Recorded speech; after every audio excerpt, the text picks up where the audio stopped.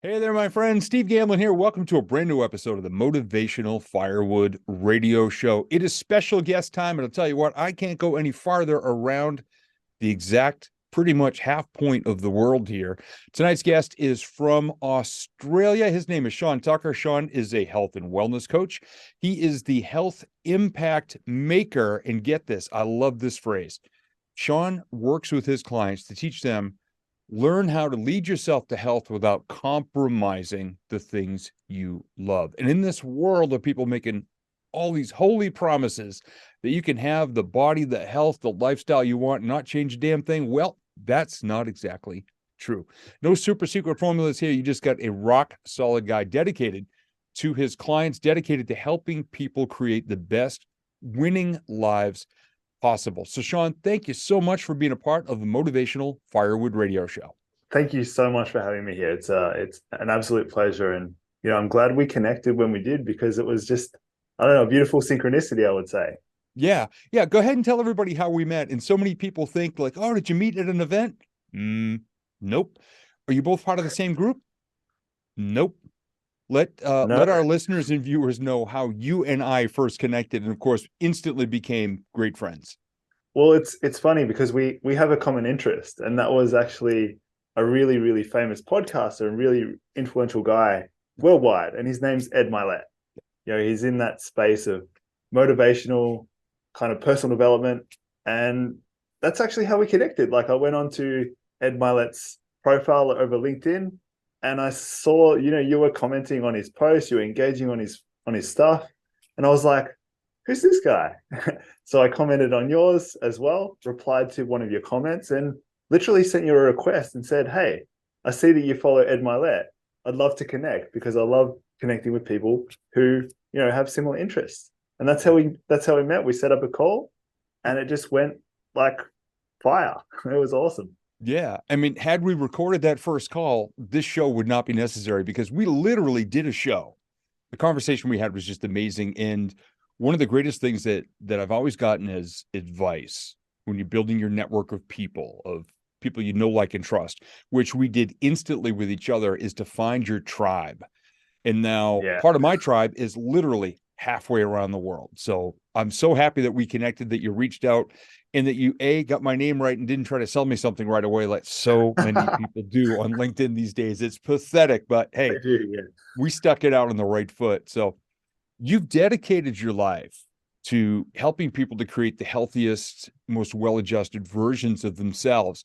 But something you shared with me that I'd like to have you share with our listeners and viewers is a time in your life when you were not exactly living your most healthy. And I'm just going to tease it by saying you woke up in a foreign country covered in blood and vomit. So why don't you let everybody know what got you there, and then how that triggered you to get where you are now?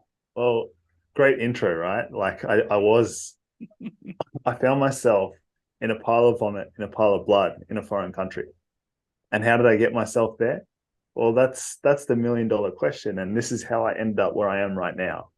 Because if I didn't go through that, I would have still been that stuck, kind of fat, depressed man who was still he was a child in a man's body, very much. Yeah. And how it all eventuated, like 12 years ago, I was overseas in South Korea. I was over there having a good time with my brother and friend. And, I was always one to follow in my brother's footsteps. I've got 4 older brothers, so I always followed in their footsteps. And what happened was, we were going over there, we were partying. I wasn't really connected to what I wanted to do in my own life. I was always following. And, it caught up to me, because what happened over there was we were partying 3 nights in a row. The last night we were supposed to head back to Japan, where my brother was studying. And, we decided to go through the whole bloody cocktail list on the bar. And from what I understand, I was a complete mess. I remember about 1/3 to about half the night. After that, I was completely blacked out. Supposedly, we smoked a cigar on the dance floor. I remember going out to 7-Eleven, buying a cigar and coming back. After that, completely blacked out. from the stories that I've heard, there was all these security guards literally ran to the toilet, grabbed these massive piles of toilet paper, and just threw it on the pile of vomit that was coming out of my guts. Like, it was horrifying.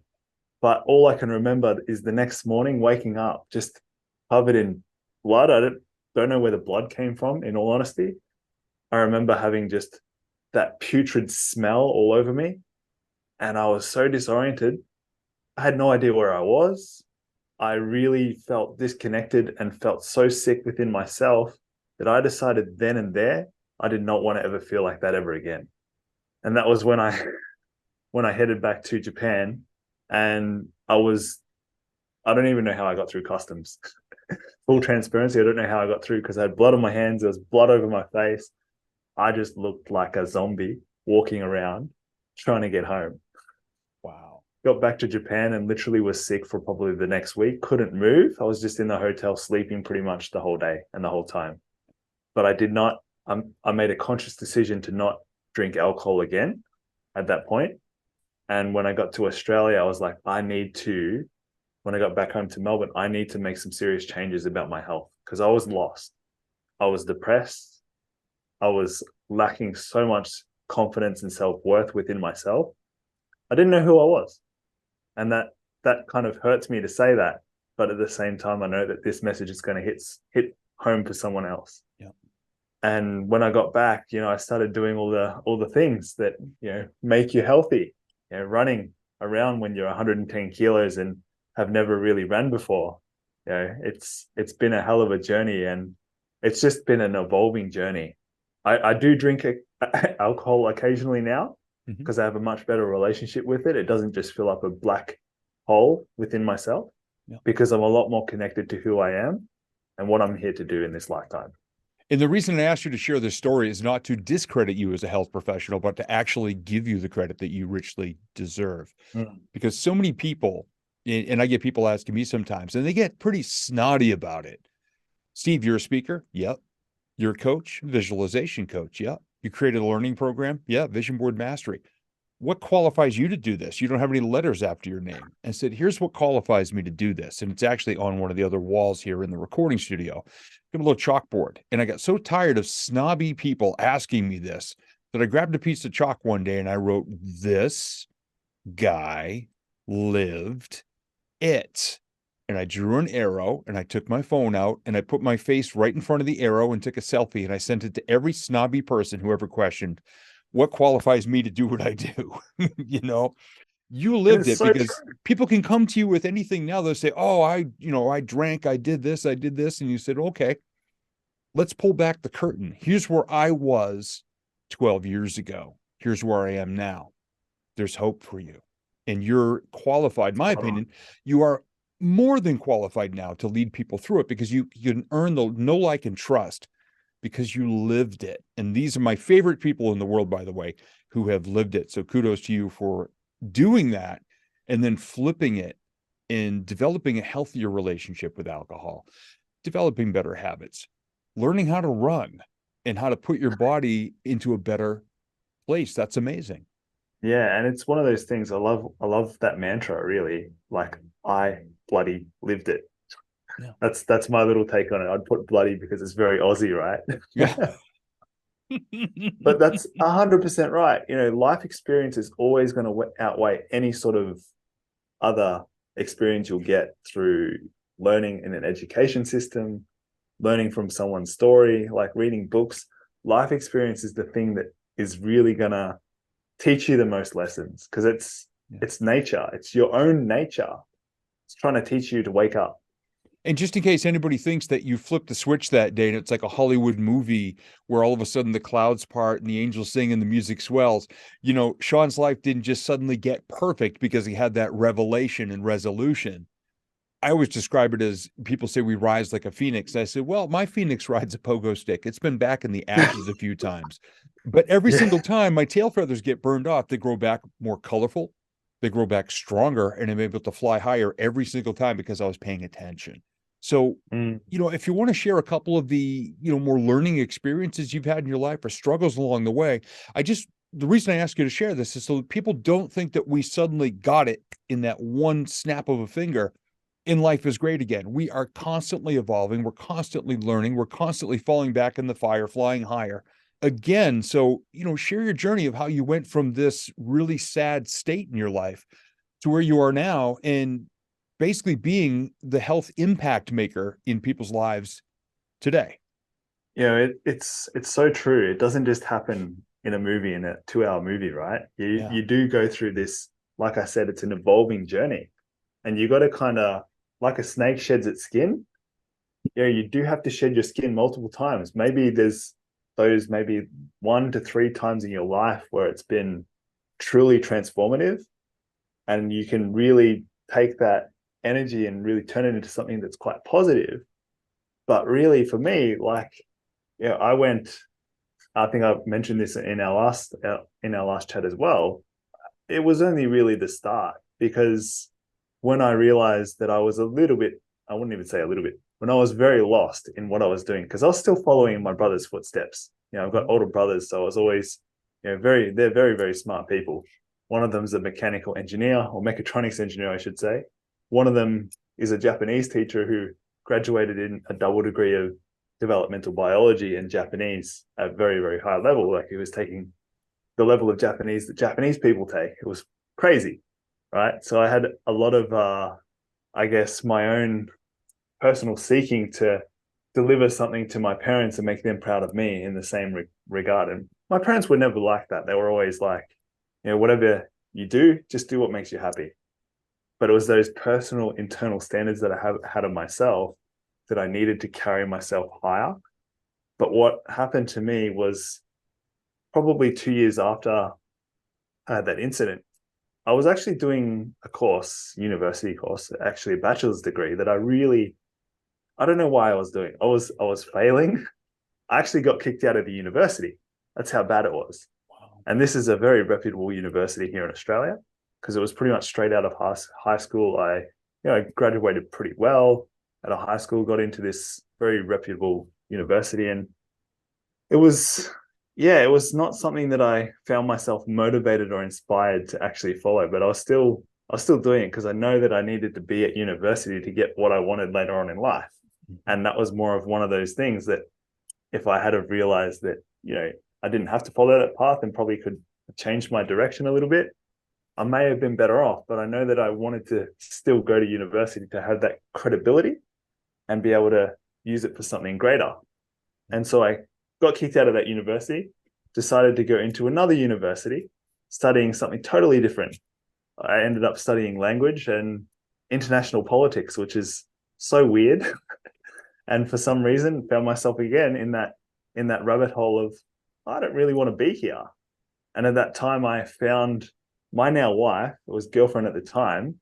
She really, she comes from an affluent family, from a Chinese background in Singapore, and they really care about education. So I know that if I was to quit my university degree, what would I do then? Because we had only really just started dating.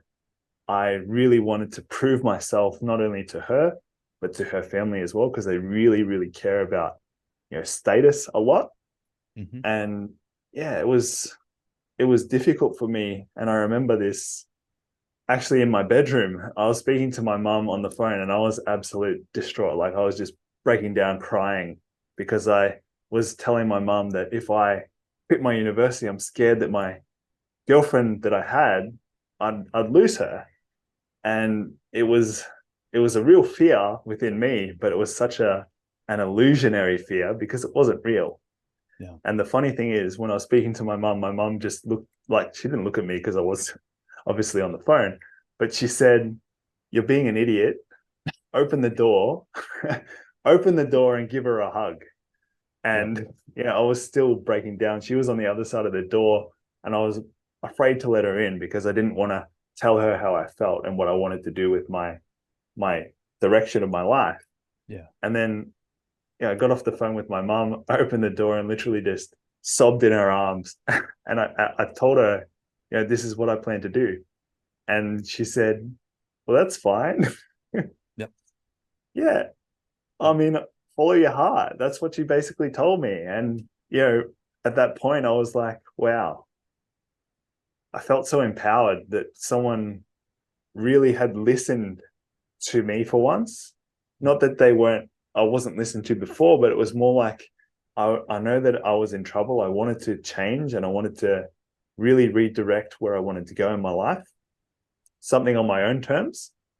And that's when I decided to actually get into that, gym and fitness, health and fitness sort of space, because I was going to the gym. I was loving working on myself, and I wanted to give that to people that needed it just as much as I did. Yeah. And so I quit my university degree, my bachelor's course in that international politics and language course that I was taking. And I went and studied Cert 3 and Cert 4 in fitness and personal training for the next 6 months. And I felt that fire within me that was just so excited to wake up and, go with it. And it wasn't an easy journey. But then after finishing that, I was like, well, what next? I feel like I'm not ready to, start training clients and working with people. And so at the time, my girlfriend, now wife, she was still studying at university. She has a very similar story to me, by the way, who was maybe kicked out of university. And I probably shouldn't tell everyone that without her permission. But anyway, we're here now. Yep. Here we go. And she was studying at the university that I was looking at and wondering, I want to go and study at university because I know within me, I still wanted to do that. Mm-hmm. And then she actually helped me apply for a Bachelor of Health Science, majoring in sports science at university with a minor in nutrition. And that's when I truly connected to myself. And for the first time in my life, I was leading on a path that I didn't know. And I was so happy to do so. You see, you got all these people paying tens, even hundreds of thousands of dollars to attend these mastermind weekends to figure out their lives. And your mom says, don't be an idiot. Just quit and go give her a hug. And that changed her life forever. So I think your mom should just write a book or at least a series of postcards or fridge magnets or something. I totally agree with that. Yeah. Yeah. Please tell her that an American motivational speaker said that she should go do that. So I'll pass that one on for sure. love that. So, and something you said in there too, and it's, it's referred to a lot as imposter syndrome, getting ready to get ready, where you had started to get your education, you were fired up, you were passionate about it, but you didn't quite feel ready to help other people yet. And I saw an example earlier today. This was a friend of mine. We're both part of a big mastermind group called Apex. And he shared this message that someone had sent him. And he said, I used to not really share personal things online about my own personal journey. He was saying this, and he's not a speaker or a coach. He's in a different business, but he started to do that because that's something that we all do here as part of this organization. And then we're just as open and authentic and vulnerable and empathic and caring and helping as we can be, and just honest about where our lives are at. And he's been posting consistently about his journey and some of the struggles he's had, how he's overcome it. And it's just part of his life now. Well, someone reached out to him today. First time this person reached out and said, I've been following your stuff. I've been reading about your journey. I've been watching you fall down, pick yourself back up. I just want to let you know you inspired me so much that I'm taking on the same journey myself. And we never met, and I don't know you personally, but I just want to say thank you. And the reason I share that is for every time we feel like we're not ready, there's someone in the shadows praying for a hero. And to me, a hero is anybody who leaves a situation better than they find it, by the way. I'm not trying to glorify myself by saying I'm a hero or pat myself on the back. If you can go out today and take the knowledge you've gained, whether it be book knowledge, learning knowledge, university knowledge, or just the knowledge of the cuts and scrapes and bone breaks and bruises of life, and share your journey authentically in a very real way, please do so. Please do not hold back. Don't be an idiot, as Shaun's mom would say, and don't hold back. Just go for it. And I know because you do what you do now and who you are now and the level you're at, and the fact that we both follow Ed Milet, and we're both working to live the best, most honest and open versions of ourselves. I know you got through that phase pretty well. Yeah, it's so true, isn't it, Steve? Like the more you're able to just, I suppose it's putting yourself out there. It's being unafraid when you are truly afraid. Yeah. Because that message is really going to hit. Well, one, it's going to open you up, because you're actually moving on from a coaching angle, you're actually getting past that fear or that failure or whatever is holding you back. Yeah. But what that does is it actually gives a permission slip to someone else. Remember when you're in primary school or in school and you need to get one of those permission slips from the teachers to say, I've got permission to go to the toilet, right? Yep. We're still stuck in that mentality of needing someone to validate or approve us to let go of what's holding us back. And there's a really good way to go about it too. And I had a conversation with someone earlier today who she's very self-conscious about various things about herself. So she's not super comfortable putting herself out there. And she asked me, well, what if I go out and just say some self-deprecating things to be funny? And I said, well, here's the line. And the only reason I know where the line is because I crossed it for decades of my life. You got to be very careful to not discredit yourself, to not take away your power by putting yourself down, thinking you're bringing yourself down to the levels of other people. What you need to do is be confident enough to share, here's where I used to be, here's where I am now. Here are some of the things I did at the time before I got as confident and knowledgeable and experienced as I am now. And here's where we are. And we have to have positive, confident self-talk. I believe we have to have self-respect, honoring ourselves. Honor yourself is the two greatest words I ever learned in my life. And I spent literally decades because I can weave things in with humor. I was on the radio for a number of years. I was a stand-up comedian for 7 years. I combined positivity and humor as a speaker. So I used it for my entire life. The problem was I discredited myself for too many of those years and actually hurt my business. I hurt my self-esteem. I hurt my self-worth.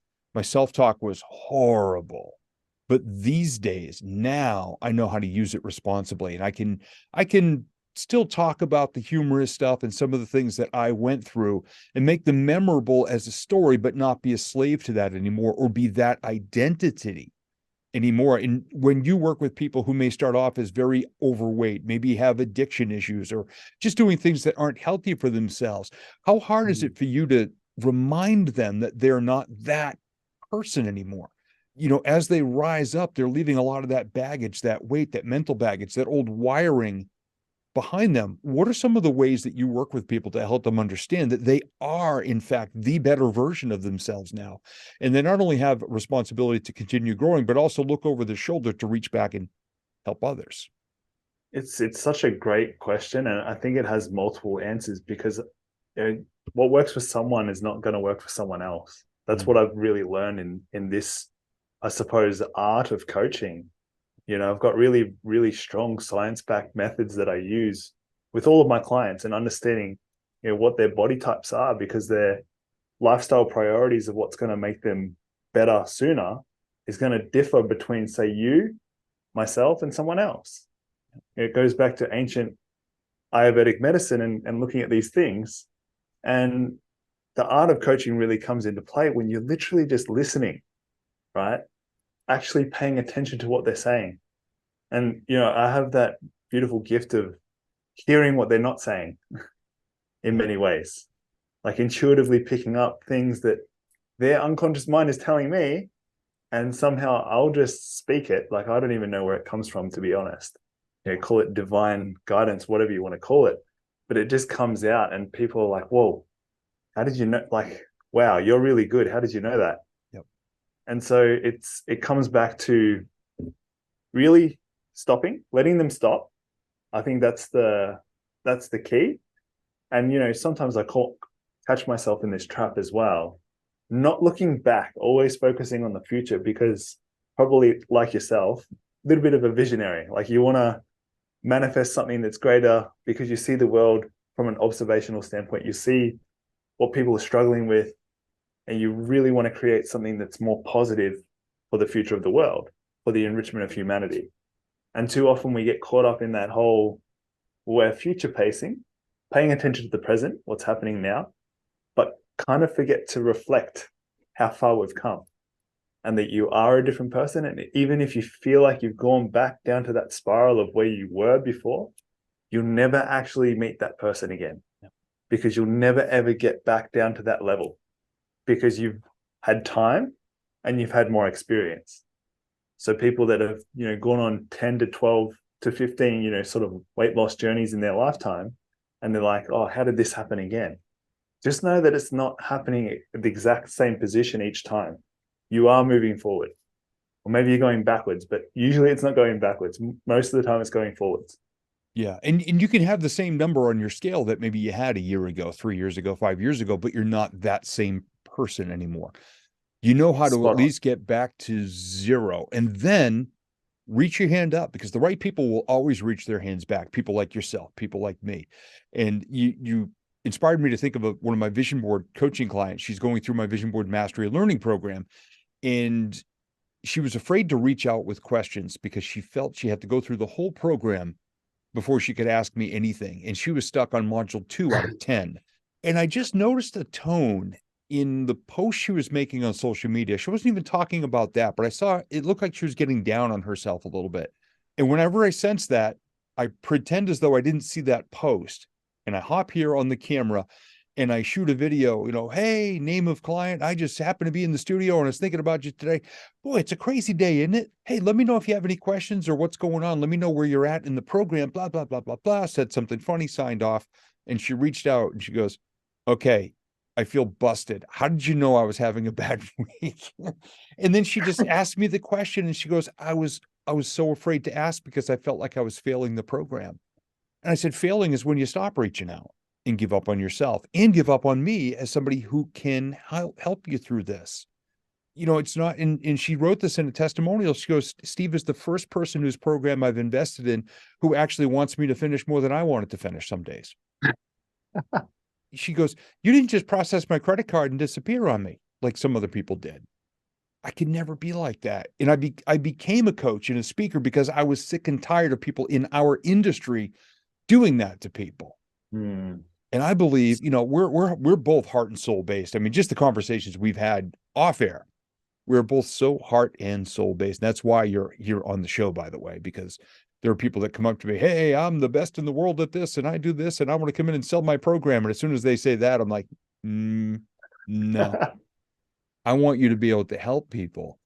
Just people listening to our conversation saying, oh my gosh, they're talking about me, even though they've never met me. And I know Yeah, you're so that's in right. tune with that, not just physically, but mentally and emotionally with Hmm. people as well. And I saw one of your videos recently talking about mental health and how the past 3 years of the pandemic has seriously impacted people. And this is a more serious topic, but it's something I'm very concerned about as well, Hmm. because the It's connection scary. that is such a big part of my life almost disappeared at times over the past 3 years. And it can put us in a very dark place and get us off our game. And I know that it's such a big thing for you to help lead people into the light, help them find their own light as well within themselves. So what are some of the ways that you're communicating that with people, and not only the people that are your clients, but also just in general, because you just care so much? What are your words for people that might still be struggling with some of those dark days? Yeah, this is an interesting one. I think a lot of it comes back to really starting at the awareness level.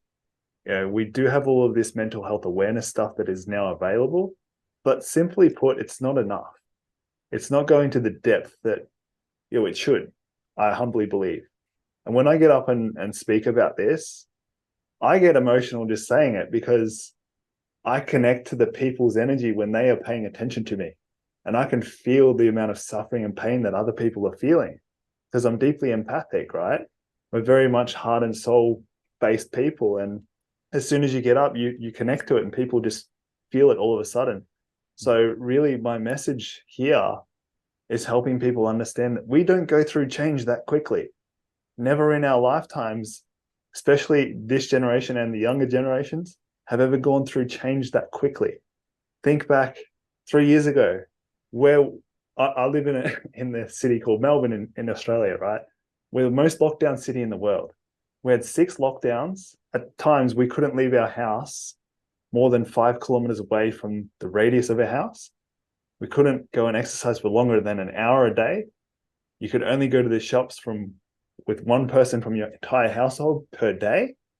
You had all these ridiculous measures for obviously precautionary measures. Like, of course, they probably saved a lot of lives, But at the same time, there was so much change that happened so quickly. Within a couple of hours, you couldn't leave your house after 8 o'clock. And that was just like a rule that was imposed just like that. And there was fines, there was lots of things happening that, you didn't really want to test them either. People did, but at the same time, my point being, the only time that change really happens that quickly is during war. When you've got people literally on the streets gunning you down, or you've got a bomb that's really just about to drop on your head. Like, none of this happens that fast. And so what are the consequences from change happening so quickly? Our mental health has to suffer the consequences of living in scarcity. We did have that fear, we had that uncertainty, and that scarcity really imposed on us very, very quickly. And the evidence is going to take a long time to catch up, because what we see in scientific studies and clinical data is it takes 10 to 15 to 20 years for stuff to catch up. But we're seeing now that the mental health, I guess, programs in the whole industry, the medical industry, is under so much pressure. Like, there's a wait time up to 18 months for someone who's has a mental health illness right now and is suffering, has to wait 18 months to see a psychiatrist or a psychologist. That's the kind of place that we're here here in Australia. Like, it's just not viable. So if we can give some sort of tools and, I guess, understandings as to what's happening, my key message is, what's the one thing that you can do that will move yourself forward in a positive way? Maybe for someone who's a little bit, bigger built, maybe their priority for them is actually to sort out their environment, like clean up their house, make sure that it's livable, because people can literally snap so quickly into a mental health illness. It's actually ridiculous. Like, we could go to sleep tonight and wake up tomorrow with a mental health illness, because that's the pandemic that's on its way, is the mental health pandemic. And I know for me, I work with the Life Wheel, a pretty standard tool in personal development, physical health, emotional well-being, big one, relationships, core values and ethics that guide us, faith and spirituality that do the same from a different angle, connection to the world in a real way, and then our career and our finances. Connection for me is one of the biggest ones. That's one of the most important ones. And when although our restrictions weren't quite as deliberate and quite as blunt as what you had to deal with, I worked from home because all the events were canceled. My DJ business was out of business because the events were gone, and my speaking switched over to virtual. So I would go days without leaving the house, sometimes not even being outdoors in sunlight. And for me, connection is a very important thing. And I'd start to get a little wobbly and anxiety and some depression after a couple of days. And I finally figured it out because somebody asked me actually earlier today, how did you get through that, Steve? Because I'm feeling so disconnected. I said, I used to go rescue shopping carts at the grocery store. I would leave home drive 10, 15 minutes into town, go to the store, make people laugh, hold the door, and walk around and rescue carriages from people who either needed them returned or maybe somebody had left one out in the parking lot somewhere. And I felt like an old knight, almost like jousting. I would roll down my window. If there was one way in the back of the parking lot, I would hold my arm out, and probably a little faster than those carts are built to go, 15, 20 miles an hour, I would escort it back to the carriage corrals. And I would be laughing my head off, listening to these wheels chattering, and it makes a heck of a racket. And other people turn around looking at me and they're just laughing. And every time I get home, Tina would look at me. She goes, "What are you laughing about?" I said, "I went and played shopping cart rodeo again." She just shake her head and walk back into her office. The silliest things like that. And I'm not, trying to say that this would work for everybody or somebody with a serious issue, but finally felt enough pain that I said, I've got to do something that reconnects me with people around me, making people laugh, paying compliments to people. And I don't care either way, if you wore a mask, if you didn't wear a mask, if you had to, or whatever. I'm just always I just do whatever I feel I need to do, what's right for me, and that's it. But I would compliment people on their masks. And then somebody pulled me aside one day and said, "The hell are you doing that for? You can't even tell if they're happy or whatever their reaction is." I said, "Yeah." I said, "Watch their eyes.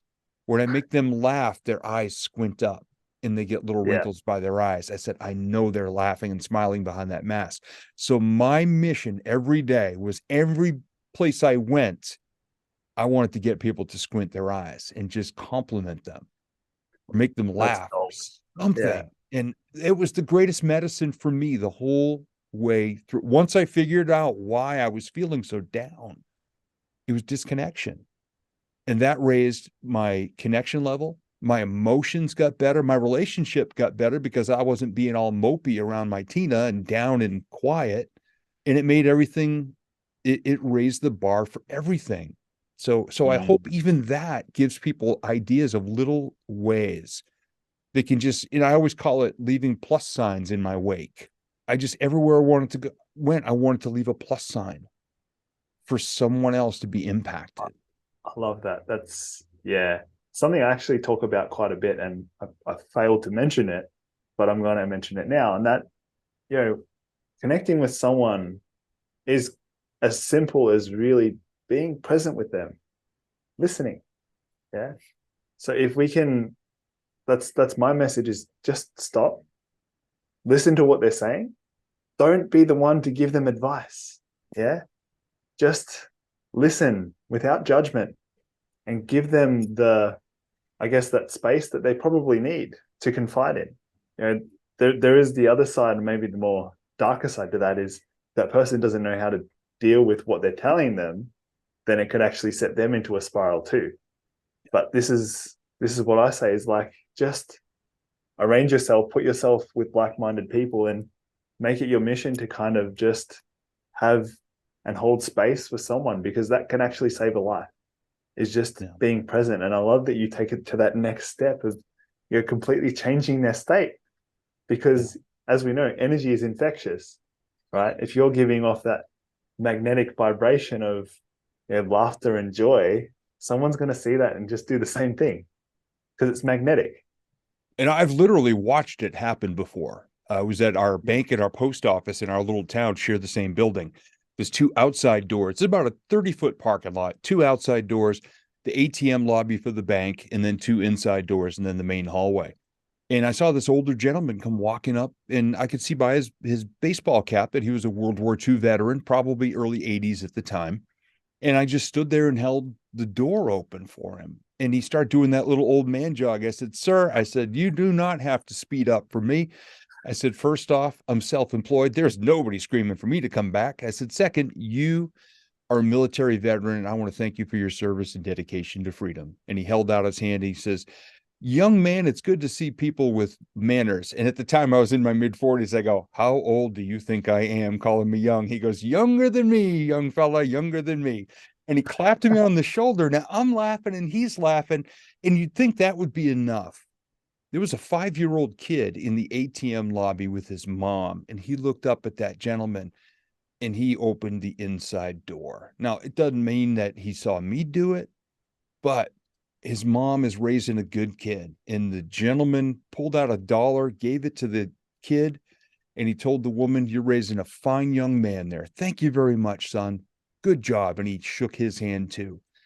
And I'm thinking, man, I just signed up for the bonus package. I thought it was enough just opening the door for him. I just got to see a ripple happen right in front of me. We usually have to wait for those. I got to see it happen right in front of me. And that, to me, I mean, that's now 8, 9 years ago. I'm still Yeah, reliving it and feeling it when I saw that. Now that young man is probably in his mid-teens now, and I hope he's still doing that same exact thing because he can now impact the next 5-year-old kid. It's that simple, not easy. It's that simple to leave plus signs in your day every day, because we never know who's out there in the minus column who just is praying for something like that to happen. yeah, and it starts with shifting your own state, right? Because when you're in that state of dark, sort of, why am I feeling so depressed? Maybe you're not, you know, diagnosed depressed, but you're feeling depressed. Yeah, just a deep sadness.